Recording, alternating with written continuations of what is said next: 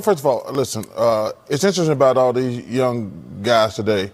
They never call on us and say, hey, thanks for the kind word and telling me how great a player I am. But when they play like crap and we call them out, we don't know what we're talking about. Listen, I'm easy to find, but I get sick of these guys complaining. These young guys, they never call us and say, when a coach is wrong, I'm going to call him out. But when players are wrong, I'm going to call them out. But listen, I'm going to criticize guys if they deserve it. And listen, they can kiss my ass if they don't like it. What's going on, YouTube? It's Nathan back with another video presentation. Hope all of you are doing well. Happy Tuesday. Hope you're all having a great work day so far. Yes, you see me doing it during the day.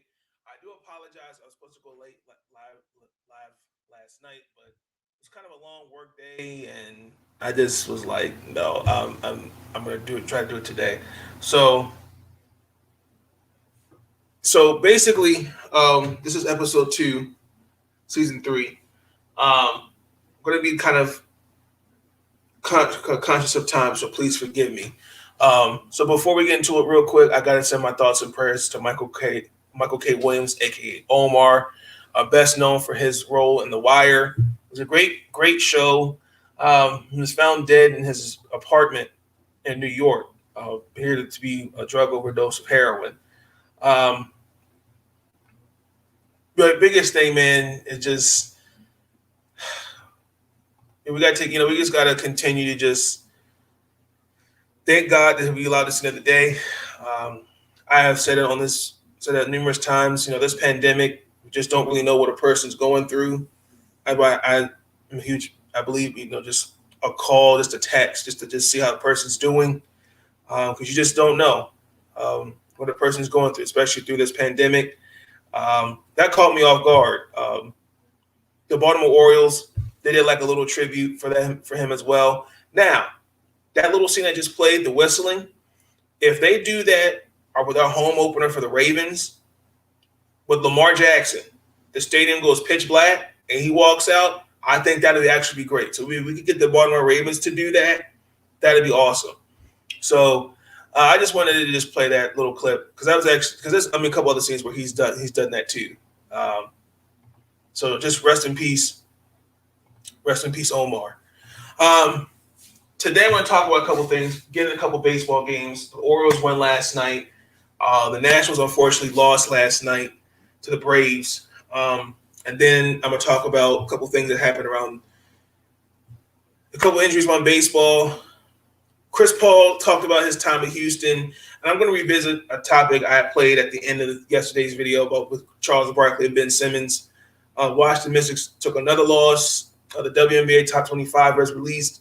I'm going to kind of break that up. I'm going to just go over the players, and then probably, and most likely in episode 3, I'm just going to break down like what I feel about it. And then I'm going to do the NFL season outlook. That's going to be the last of it. I already have the teams I think we're going to win by each division, in my opinion. I'm also going to have a wild card. I'm not going to go as far as championship just yet because I would like to let's do that towards the middle of the season. So, real quick, the Orioles won last night. Final score 7-3. I loved it. The offense really showed out. We had Michael Baumann got his first call up to the show, was really great. He's the third best prospect in our farm system behind Grayson Rodriguez and DL Hall. Really great to see him out there. He's actually our ninth prospect. Did really well. He went three and a half innings. He didn't allow a run. Um, Alexander Wells and Tyler Wells, they had all three combined 26 or 27 outs, which is really great. Um, Even though with the small capacity of the crowd, did you go to a game this year? No, I had not, unfortunately, Cameron. Again, COVID and different things like that. Have not had the opportunity to go, so I let to go before the season's up. There was a record low crowd of 4,981 fans. That was really, really disgusting. Couple things I wanted to point out. Royals starter, we had Jackson Kowar. He gave up 4 runs in the first inning. The first 2, he walked Cedric Mullins, Ryan Mountcastle, and then Anthony Santander hit a single, and then Austin Hayes hit a chopped ground ball. EJ Stewart had a home run. Austin Hayes is on a 14-game hitting streak. Been playing really, really great baseball as of late. I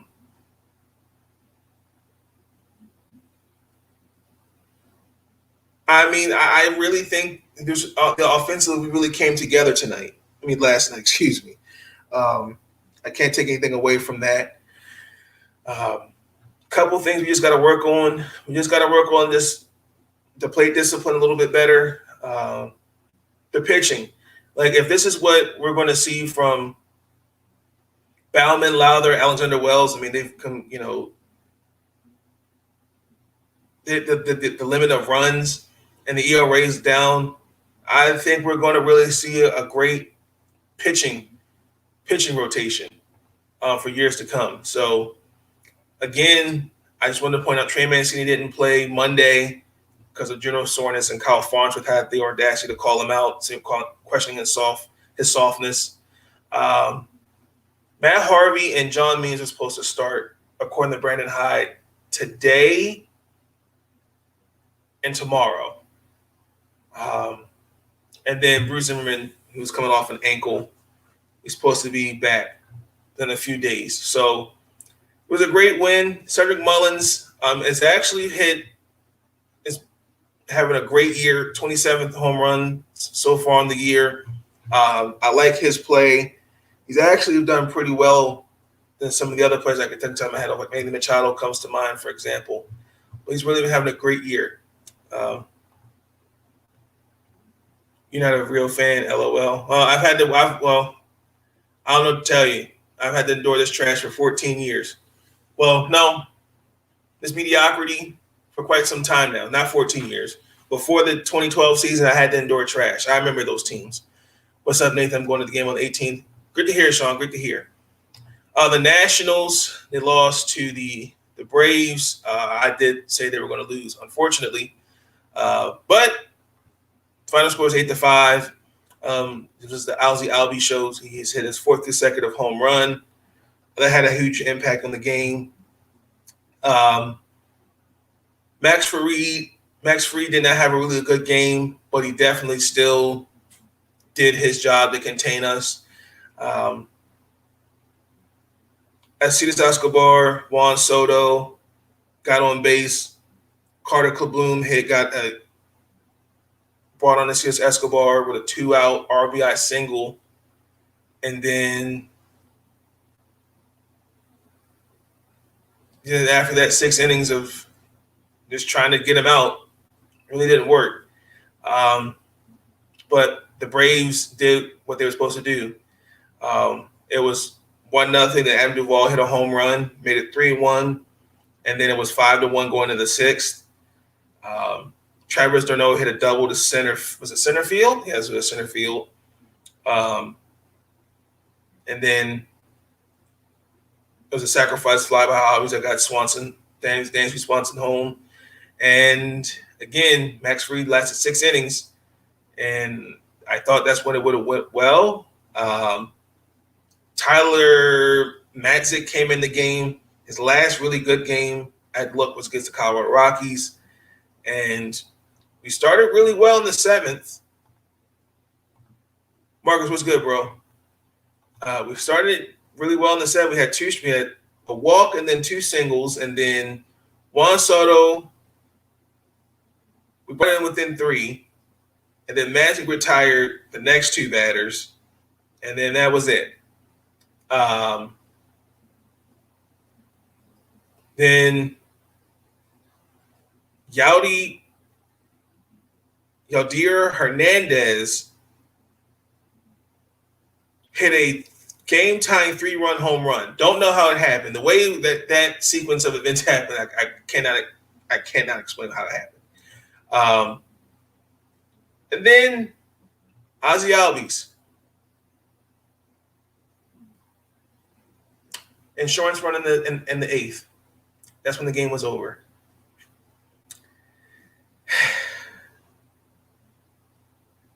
So the Braves are now 9 games over 500.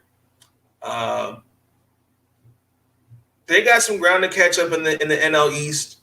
The Braves did. I mean, the Phillies demolished the Braves 12-0.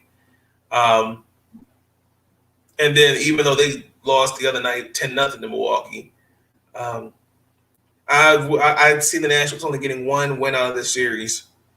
So I don't see anything else. But we hung in there, but the baseball gods favored Atlanta.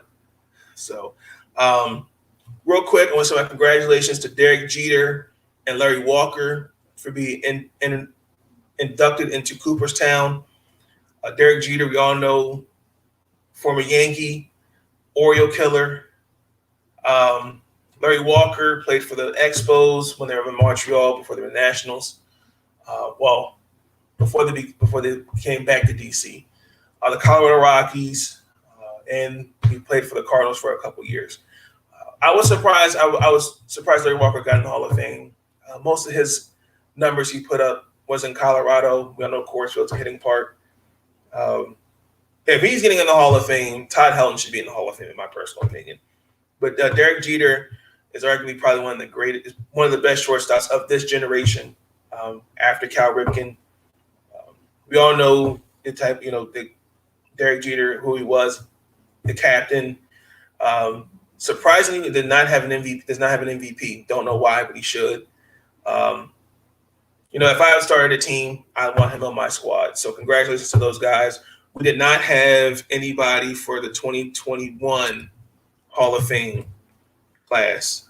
Those are the only two that were inducted. This was for last year because of COVID. So we did not have anybody elected. So it was just really weird since 1960. We will not have any new electees. And again, we're not. I don't know what next year is going to look like. I'm not going to put Barry Bonds in the Hall of Fame. I'm damn sure not putting Alex Rodriguez in the Hall of Fame. It's just tough because let's just call it what it is. Steroid era. And but those baseball writers, they act like they're gods. But that's hearsay. I'm gonna transition into the NBA real quick. Couple things happened. Chris Paul talked about his time in Houston. He said the biggest regret was not staying healthy during his time in Houston. I wouldn't really frown myself upon it. I mean, injuries are a part of the game. Things happen. My thing is I'm all about next man up. I mean, Chris Paul, no matter where he goes, every team he's touched, they're always better.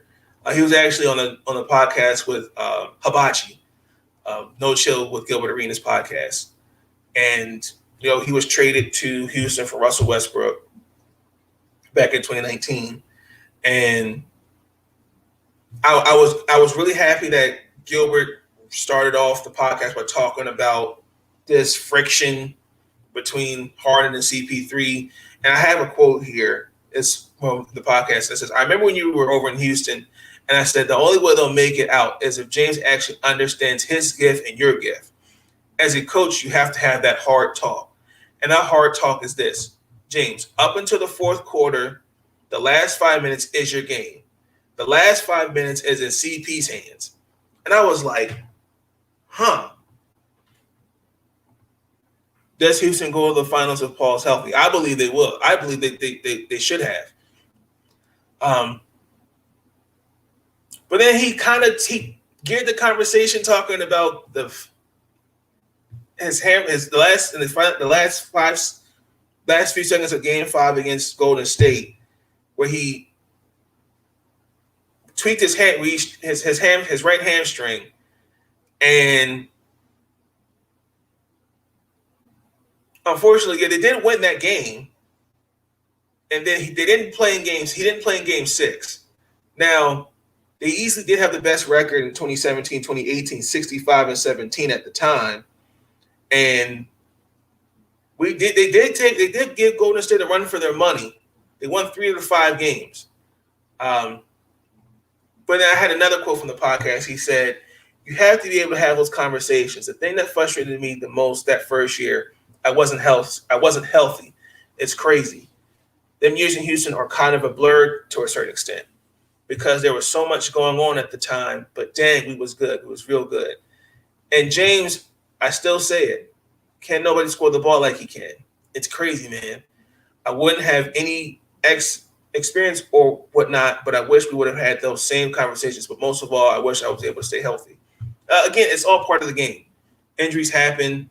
I wouldn't frown upon it. I mean, again, you won 3 games. you won 3 games against Golden State, and nobody can take that away. We all know the championship window in Houston was closing. I look a little bit more at James Harden. He could have. I agree with that. The last 5 minutes, the ball should be in Chris Paul's hands, and it's just a what if. What if that Rocket team would have gone to the finals? What if? And y'all know, people know where I'm at with James Harden.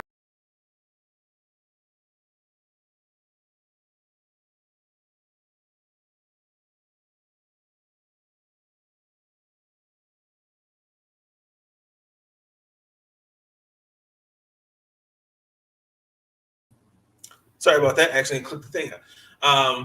People know where I'm at with James Harden. To me, he failed as a leader in Houston. And look what the Houston Rockets are at now. So pretty much that's all that's going around basketball at the moment. I talked about most of it yesterday. I want to kind of revisit this topic with Chuck. I played a clip at the end of the video about Charles Barkley talking about Ben Simmons. When I referenced he can kiss my ass, I'm talking. I don't have anything personal against Ben Simmons. I'm talking about a guy going into his now 5th, 6th year, and we're still talking about can he shoot the ball? That is ridiculous to me. And then, I'm not a fan of Rich Paul and his agency. I'm not a fan of them because Chuck said in the video they bully these front offices to going where they want to go. Most of all his clients are in Los Angeles. And to me, I hate to say it, but I have to blame us as fans and the media. We have created monsters. And this is one with Benson. Some of these guys, we need to start looking at them differently. When I'm talking about differently, maybe we shouldn't hype them up so quickly. Like, you can spill all you want to when he came out of LSU, but was he really that guy? We all know he was drafted by an organization that was dysfunctional. We get that. I don't put the blame on his shoulders, but he had Brett Brown, who, unfortunately, in his defense, he didn't have Ben Simmons last year in the bubble. But to get swept by Boston, if he just got a game or 2, I think he would have still been the coach. But the performance he had in the finals against Atlanta, he didn't take a shot in 4 straight games. And Doc Rivers, supposedly what set him off in that same clip was, I don't have the answer to if Ben Simmons is the point guard to lead the championship team. He got paid too early.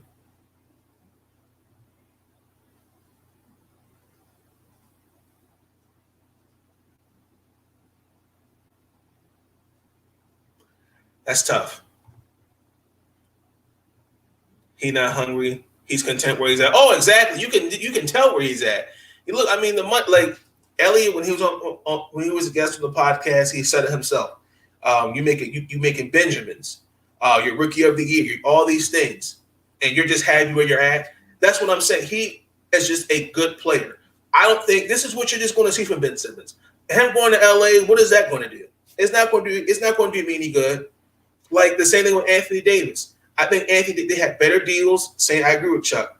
New York, Boston, they had better deals, but they were bullied, and again him to LA. And I think LA. Well, I mean, even though they got Brandon Ingram, who I think is an all-star, Lonzo, even though I don't know why I feel like he could have stayed in New Orleans, but that's neither here nor there. But these guys, you know, it really bothers me because some of them, I think they're more worried about money than about the game. And to me, Ben Simmons, this just shows me that Ben Simmons is just selfish, and it proves the point that, you know what, maybe we, you know, Elliot probably had a good point. Maybe we need to stop putting all-star or GOAT to certain guys' names. You know, if I had a teammate with Ben Simmons, if he was a free agent and in the front office said, well, what do you think of this Ben Simmons, Nathan? No. He can't shoot the ball. He's not aggressive. We're going to be playing 4-on-5 basketball. And Doc Rivers should have seen this.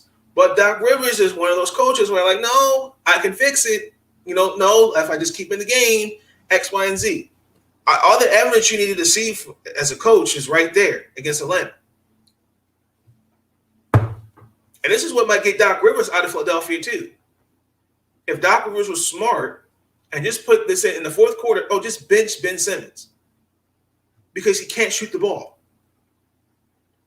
And then for people to go, now all of a sudden it's a problem when this has been exhibited for years. Years. Now everyone's acting like, oh, wow. But everyone said, oh, no, give it time. He'll be all right. The same analogy. Lamar Jackson, right? Lamar Jackson mechanically has to get better as a passer. We know that. But if it's now year 5 and he hasn't thrown for over 2,000 yards, but he runs the ball more than 2,500 times for 2,500 yards, you still can't throw the ball. Something's wrong with that. You're a quarterback, not a running back. Learn to pass the ball. Ben Simmons, learn to shoot. It's not hard. I don't think what we're asking of him is hard. It really isn't. Cameron, am I wrong? Marcus, if you're still here, Sean, am I wrong? Is that too much to ask? Learn how to shoot the damn ball. You can blame Brett Brown for that development, Ben Simmons. He plays a part in that, absolutely. Absolutely. I still believe that he'll be great, but it's all mental. Once he gets a jumper, his game will open up. When? When is the question? When is that going to happen? That's my point. That's the point. So, again, I really hope he gets it together. I just think him going to a California team, it ain't going to solve nothing. Listen, they have leverage. It's him. We're not going to trade you, like Chuck said. We're not going to trade you for the California team because you want to be in California. You want to be in California? Okay. We want to make sure we get enough for you. We're going to put you in a situation where we think, So we'll see. I don't think LeBron can save him.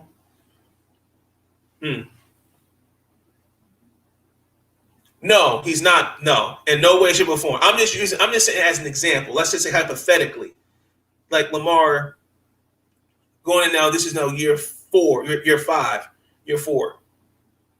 If all he does is run the ball and hasn't developed as a passer, something's wrong with that. Just saying. But let me get off that. I gotta stick to the that we conscious of time. The Mystics lost again last night into the playoff game, another key game to get in the playoffs slipped away. We got 30 ball. Final score was 105-71. Where do I start? Horrible. It was horrendous. Seattle shot 60% from the field compared to us, where we shot 40% from the field. Tina Charles had no answers for them. That was embarrassing. Defensively, Shavonte Zealous was the leading scorer with 17 points. I mean, Tina Charles was 1 of 6 from the field, 0 of 3 from 3. 4 points. This is our 3. That's it. Only positives I could take away from it was Megan Gustafsson was 6 of 9 from the field, had 12 points. Shavonte Zealous had 17. Aaron Atkins again 13, but we gotta improve on the shooting. 33% from the field and 30% from 3. Taking 10 threes. Oh my goodness. I really absolutely don't have anything else to say. Just absolutely disgusting. The only thing I would say with Breonna Stewart went down in the third quarter with an ankle injury. They did just fine without her. Joe Lloyd had 20 points. You had someone, Ezel McGregor had 15 off the bench. Sue Bird had 14. Katie Lou Samuelson had 13. Mercedes Russell had 11 points. Just absolutely disgusting. Very disgusting. I'm at a loss for words. We turned the ball over 17 times. I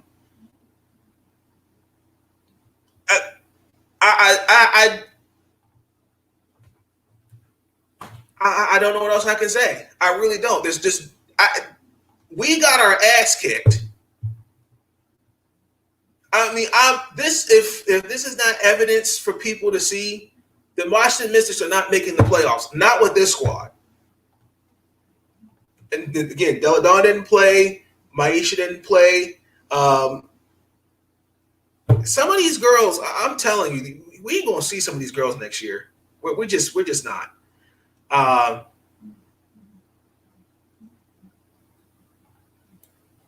want to throw up. I can't. Like, that's just. We play the Dream on Sunday. We got to win that game. Is that Friday? Yes. So we got 4 more games left. 4 more games left, y'all. I don't see it happening. Okay. So, couple things. So, again, I'm going to be conscious of time. So, I'm going to break this up in half. So, the WNBA released its top 25 players since the league's been in existence. And they want to do a vote for the best player, vote for the GOAT. Not really. This is around time of what? Oh, you talking about Paige Beckers? She's gonna be a star. She's gonna be a good star in the WNBA for sure. Cam and Marcus and Sean can attest this. I don't believe in the greatest of all time thing.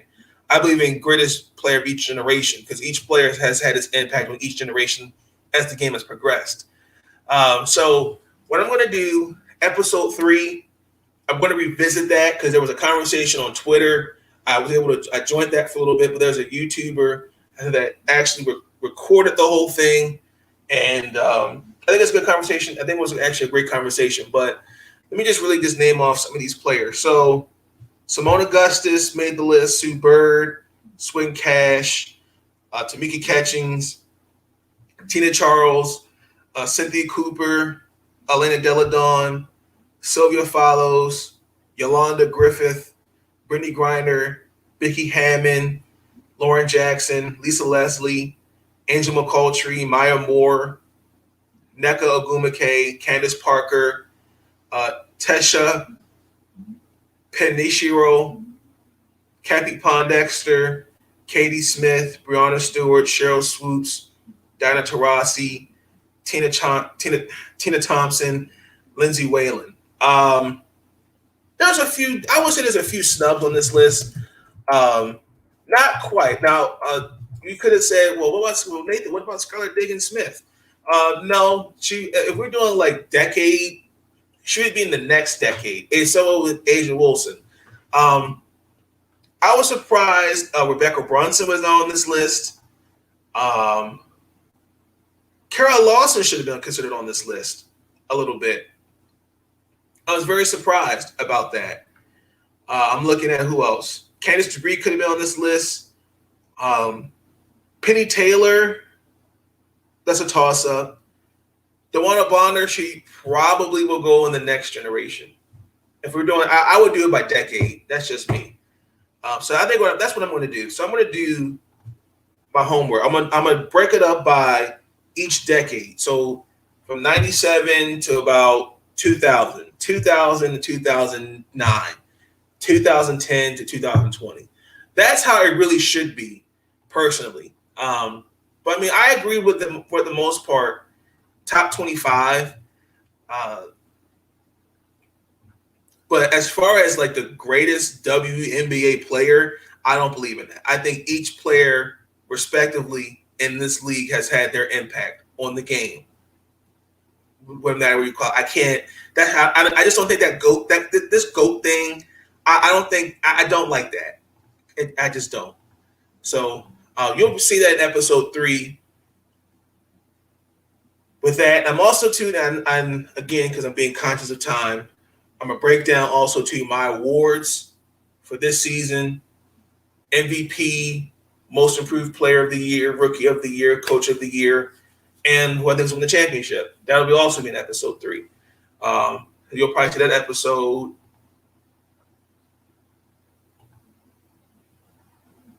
tomorrow, because we got those Buccaneers versus those Dallas Cowboys. If not, you'll probably see it Friday. So just bear with me. So that's the list. Y'all let me know what y'all think of that list. Who you think could have been on that list? A couple names that, like I said, those names come to my mind that kind of stood out to me easily. Now, let's transition into football. Around the NFL news. So Clinton Portis and 2 other players were pled guilty in a multi-million-dollar healthcare fraud scheme. Termic Vanover and Robert McCune.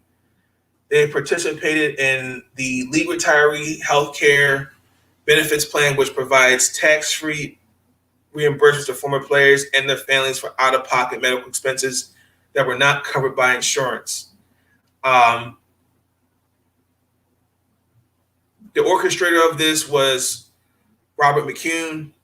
$2.9 million in false and fraudulent claims, and paying out approximately $2.5 million on those claims between June 2017 and April 17. I was reading this from the Justice Department. McCune played for Baltimore, Miami, Washington. He also played for Cleveland. There were 15 other 15 former players that pleaded guilty in this scheme as well. Terry McVanover was a receiver and a kick returner for the Kansas City Chiefs. I don't know who that is. Never heard of him. And we all know who Clinton Portis is, former Redskin. I would never have thought, someone like that. He's made $43 million in the 9 years he's been with Denver and Washington. But he filed for bankruptcy. And it's really disgusting. It's bad enough that some of these players have to deal with CTE. They don't really get help from the league once they're out. And I think to take advantage of some of these guys, example here in the article that I was reading, we're talking about, making phony claims for equipment like a hyperbolic oxygen chamber, ultrasound machines, electrotherapy devices for horses. And these claims were, according to the article that I read, was like between $40,000 and $50,000 each. They've made up fabricated invoices, prescriptions, letters, and different things like that. And he even recruited other players to participate in this. Kickbacks, bribes that range from $1,000 to $10,000 or more in the article that I read. Just disgusting. So the ringleader, Mr. McCune, will face a maximum penalty of 20 years in prison for conspiracy to commit to wire fraud, healthcare fraud. That's 10 years on each count. 20 years for the count, again, according to the article, wire fraud, and 2 years of aggravated identity theft. So most likely these guys will spend the rest of their lives in jail. Just disgusting. Again, like I said, that we have people like this that would take advantage of, that would try to find a loophole in the system and take advantage of those that do need that kind of stuff. Particularly, again, it makes no sense. And I don't know what they were thinking. And I hope they thought at some point they were going to get caught. But just, wow. I don't know what to say on that. Other things in the NFL real quick that's going to happen. The Minnesota Vikings re-signed Brian O'Neill to a 5-year extension worth $92.5 million, making him the highest paid right tackle. See, Orlando Brown Jr., if you're listening, if you would have stayed in Baltimore, you'd have gotten that kind of money. But no, I want to fulfill my dad's dream. No disrespect, rest in peace, Orlando Brown Sr. Listen, I love Zeus Jr. I wish him all nothing but the best. I hope he's doing well in Kansas City. Hope that lady you're with, too, is treating you well as well. I don't know her name, but she's really nice looking. Let me get off that. Let me transition to the outlook for this year's season. So what I'm going to do, I'm going to go by each division. I'm going to give you my division winner. Again, just to forewarn y'all, I did my best not to be biased. I just go off by last year and what each team did in the offseason to improve on this year. Now, let's speak. I kind of want to. This kind of is a good discussion because I think this year is a better year to judge some of these teams. Really, it was hard to judge some of these teams last year because of COVID. Now that it's a new season, even though we're still fighting guys who are getting vaccinated, I think this is a better year to judge talent per team. Okay, so I'm going to start with the AFC North.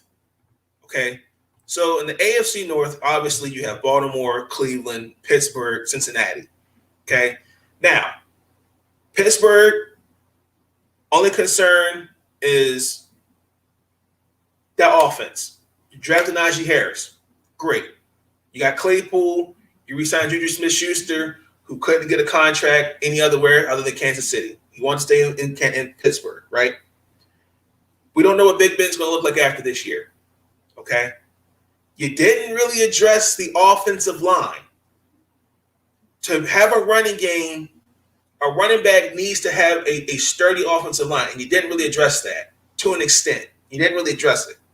Okay, I love TJ Watt. I'm hoping that they get this contract issue taken care of, but we all know what it is. It's about the money.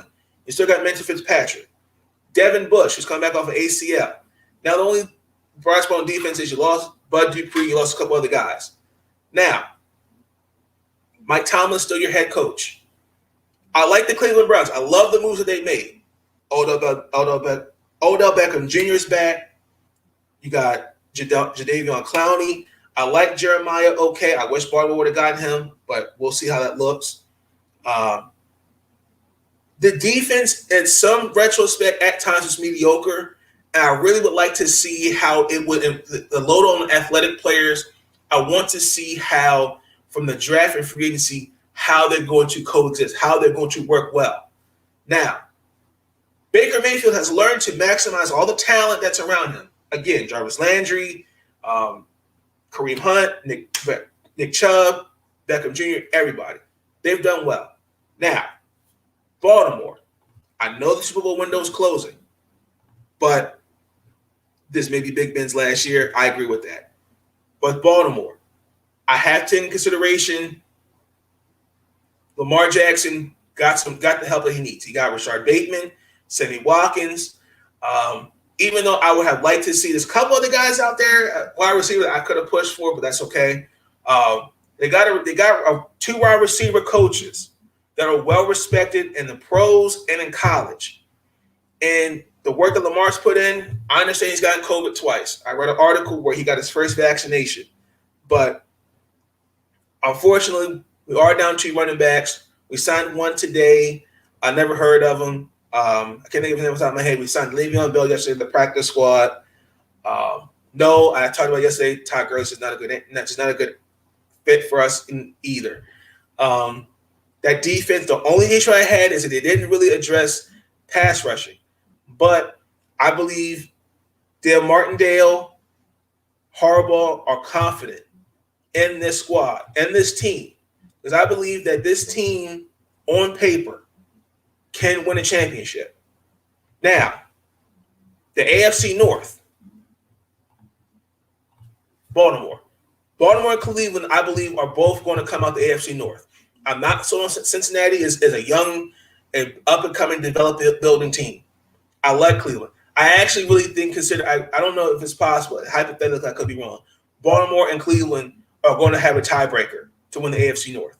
I predict that. I look at Cincinnati. Drafting Jamar Chase, that was their choice. And even though they could have drafted Penei Sewell, that's neither here nor there. Okay? I don't want to be biased, but I'm looking at where people have talked about with Lamar and this team. I think the expectations are there. And I feel like Lamar and the Ravens are going to silence the critics. Again, hey, Cleveland, you beat Pittsburgh last year. You played really well against Kansas City. What is that going to look like this year? Same thing with Baltimore. Baltimore didn't have a great game against Buffalo. We understand that. Pittsburgh, holes were shown. Were those holes patched? Can they be fixed? Okay. The AFC South.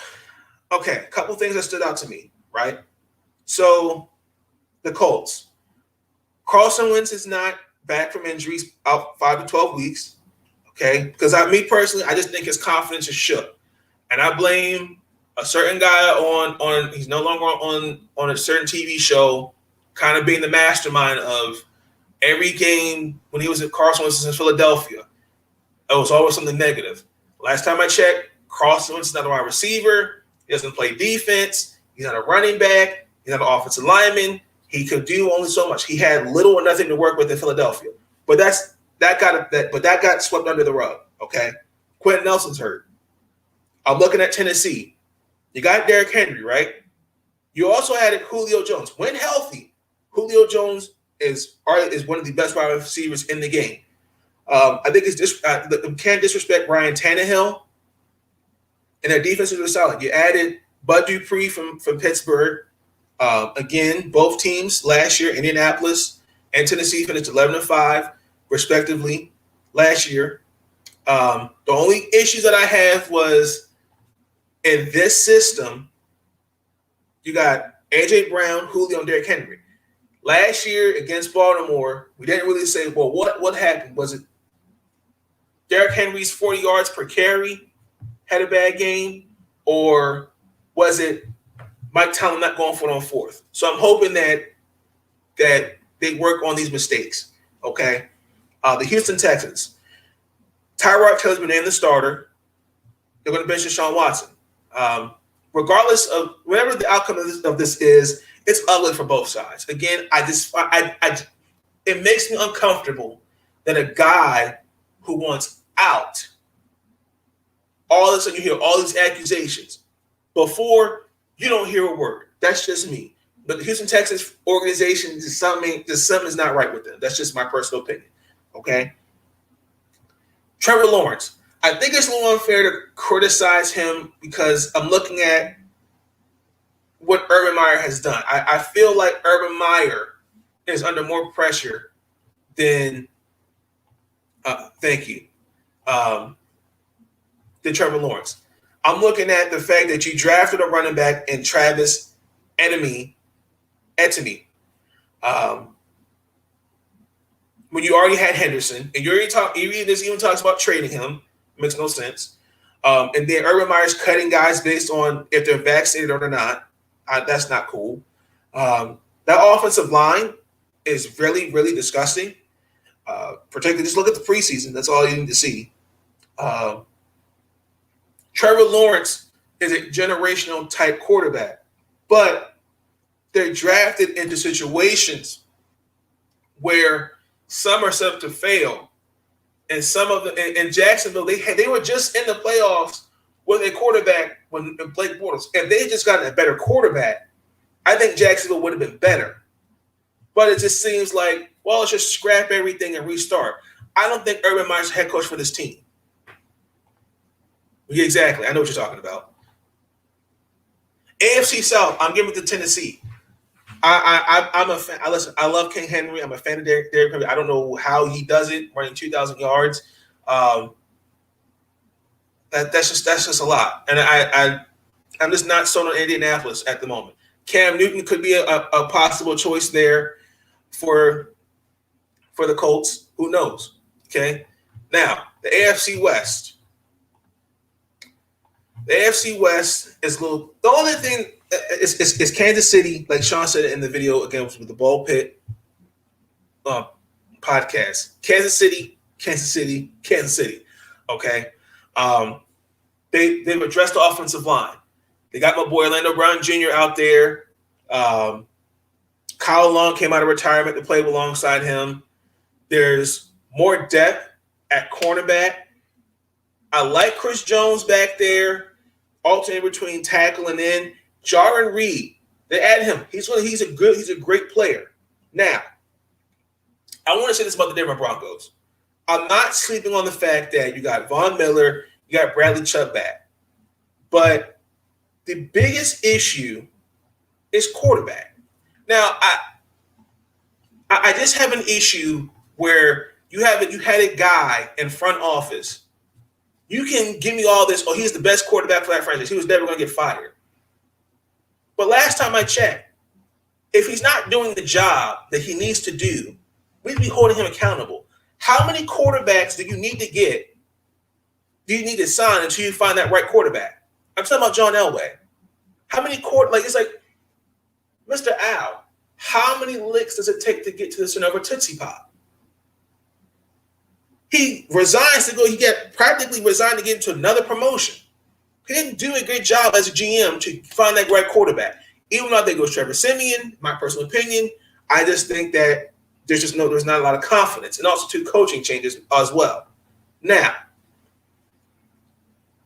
the San Diego Chargers are another thing. I like Justin Herbert. I'm a fan of him. The biggest issue was the ability to close games. I just think coaching plays a role in that, but also effort. You got to give me effort. If a coach asks a player for effort, that Elway should be gone. I agree. Thank you. That pisses me off. No, a coach should not have to ask their players for effort. That should never happen. Okay.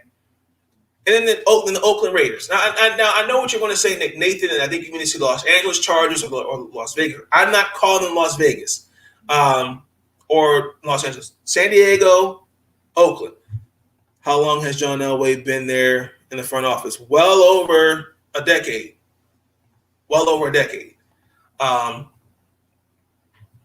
I think this is the year Oakland has to get it done. I was not a fan of some of the moves Oakland made in the draft. They got Alex Leatherwood, great offensive lineman, but I don't think you needed an offensive lineman. I think you needed some more pieces around Derek Carr.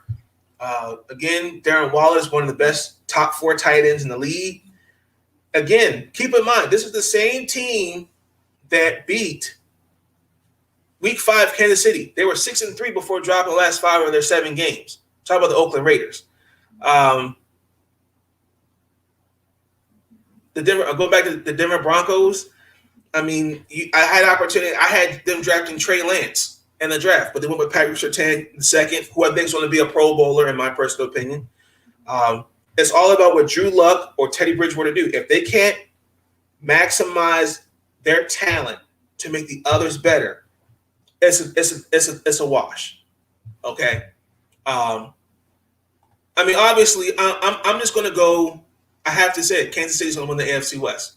It's just, I think behind them is going to be Los Angeles. It's going to be the Chargers, the Raiders, and then the Broncos. I don't have the Broncos making the playoffs at all.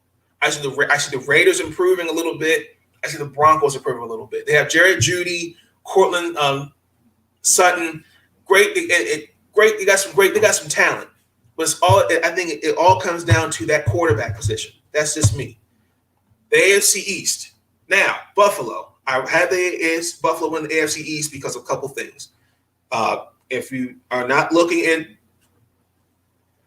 I think it's unfair because if we're going to go by the year, see, it's like you can't put all. I understand quarterback's always going to get the praise, glory. He's going to get all the criticism.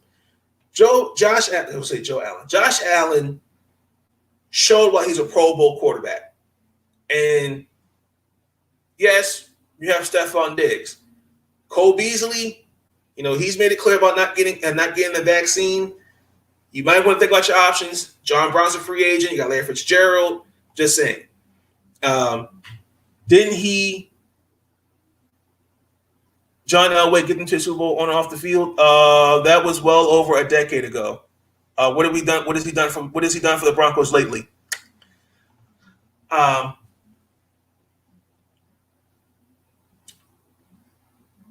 That defense, I like it. There's still some questions about them getting to the quarterback, even though they did that against Baltimore. But even it was just a really bad game weather-wise to play in. I'm not making excuses, but it was just really just not a great game overall. That's really just the fatal flaw for Buffalo, in my personal opinion. Okay, New England. The eyes are on Bill Belichick. Okay, this is the year where he's got to go out and he's got to prove to the football world, not me, the football world. Well, he was on my draft board. We did that draft thing. That he can win a championship without Tom Brady, because Tom Brady did it. All Tom Brady was asking for in New England was some help. If you think N'Keal Henry is help, get drug tested, please. I mean, the moves that Belichick make, that's great. They're getting 8, 9 guys back from last year who didn't play. You got Mac and Cheese, Matt Jones, as your starting quarterback. I don't think when I look back in it and the conversation I had with a few like Cam and Sean and them, I don't think Cam Newton was set to fail. I just think that he didn't separate himself enough from Mac Jones. And let's call it what it is. Bill Belichick and Nick Saban, they have a relationship. Leave it at that. The Miami Dolphins, shout out to 305 Miami Dolphins. I believe Tula. I don't know what this issue is. There was a rumor poked around that they were talking about interest in getting Deshaun Watson. They went with the 2 quarterback system last year with Ryan Fitzmagic and Tula. The biggest thing is he just got to stay healthy and develop. Now, honestly, he came off the injury not last year, but the year before. And they have the team. They added a 2015, 5 years ago, where this is now 2021. This is a results-oriented business. I just lost my train of thought. They added my gosh, I really just lost my train of thought. Excuse me, I apologize. But the Miami Dolphins, they have the defense. They added a few pieces on offense. I believe they drafted, was it Devontae Smith? I might be wrong. Not Devontae. Now see who they drafted. And there was a wide receiver. Jalen Waddle. I just think the biggest thing was, again, the Miami Dolphins failing to close games. That's just my opinion. And then there's the New York Jets. G-E-T-S, Jets. I love Zach Wilson, but we've already got some issues. Carl Lawson's out for the season, and then Jared Davis maybe out for a few months with an ankle injury. Those were two big free agent signings for those Jets.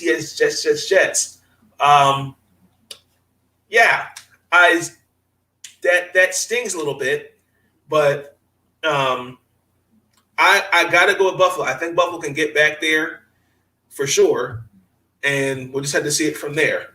We're gonna move you right along. So what I'm gonna do, because I'm over my time limit, I'm gonna stop there. That's the AFC. If I go on and when we're talking like for another 15 minutes, and I really have to finish this up. All eyes are on Tua. If he doesn't perform well this year, Watson may go to Miami. I agree. They're going to find. I guarantee that they're going to find ways to move that. I'm gonna leave that alone. But that's the AFC, the conference. I'm gonna do the NFC episode 3, just because I got to be conscious of time. So we have the NFC to worry about in the next video. Who NFC North, South, West, and East. Y'all let me know what y'all thoughts on the AFC conference. Who are y'all divisional winners? Wild card, real quick. So Cleveland, because you only have it's 3 wild card teams. So Cleveland is one that comes to mind. Let me go back on my notes real quick.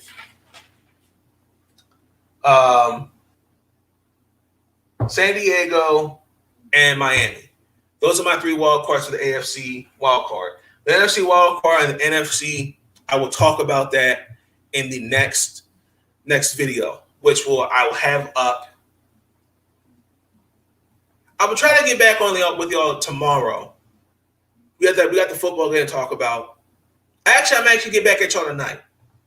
I'll do my best to get. If I can get back here on here tonight, I'll finish the rest of this up. I got to talk about the WNBA and I got to talk about some other stuff and finish this up. So we'll see where it goes. But if not, I'm just going to have to just do an episode 3. But I'll let you know where it goes. But again, I do apologize if it's rushed. I just feel like let me just end it right here with the AFC and just end the episode because again, I'm being conscious of time. But with that being said, if you like the video, be sure to give it a thumbs up. Please share the podcast. Again, we're on the road to 100 subscribers. My goal is to get to 1,000. Hopefully, my goal is to get 1,000 or more. Hopefully, in the near future. If you want to give me your thoughts, your comments, feedback, suggestions for the future episodes of the podcast, leave those down below. A couple people asked if I talk about college football. I will do my best to get college football in there. It's not easy to kind of with football now, with NFL starting. We got baseball. We got the baseball playoffs around the corner. We also got the NBA starting up soon, and the WNBA playoffs. That is about a few weeks. So I'm gonna do my best to squeeze a couple games in there, coverage-wise, in these episodes as best I can. I was thinking about just doing takeaways from each week throughout the season for college football, but I'm still on the fence about it. But with that being said, I'm out. Peace. Stay up. First of all, listen, it's interesting about all these young guys today. They never call on us and say, hey, thanks for the kind word and telling me how great a player I am. But when they play like crap and we call them out, we don't know what we're talking about. Listen, I'm easy to find, but I get sick of these guys complaining. These young guys, they never call us and say, when a coach is wrong, I'm going to call him out. But when players are wrong, I'm going to call them out. But listen, I'm going to criticize guys if they deserve it. And listen, they can kiss my ass if they don't like it.